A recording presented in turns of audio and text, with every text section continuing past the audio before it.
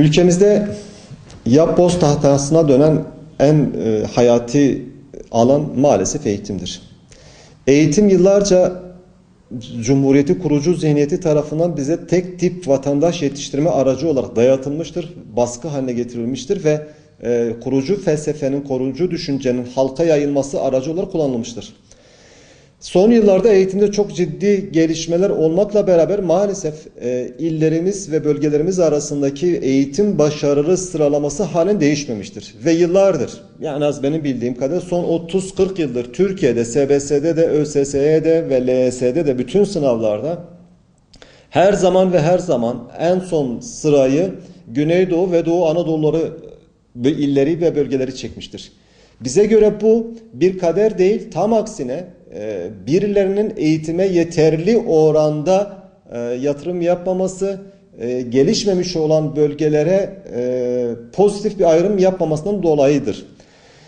Üniversitelerin de yetersiz olmasından dolayı, çünkü sınavlar adeta artık bir yarışa dönüşmüştür, bir rekabete dönüşmüştür ve bu defa birileri bu yarışta öne çıkmak için güzel bir bölüm, meslek edinebileceği bir bölüm, para kazanabileceği bir bölüm, toplumsal saygınlık kazanabileceği bir bölüm elde etmek için özel dershanelere ve özel öğretmenlere yönelmek mecburiyetinde bırakılmıştır bu halk.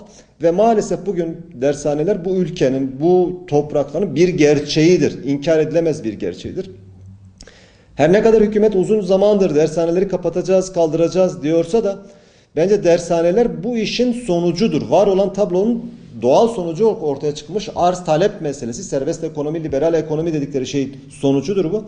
Eğer birileri dershaneyi kapatmak istiyorsa öncelikle bu eğitim durumunda, daha sonra eğitim başarısı sıralamasında iller arasındaki uçurumu kapatmaları lazım.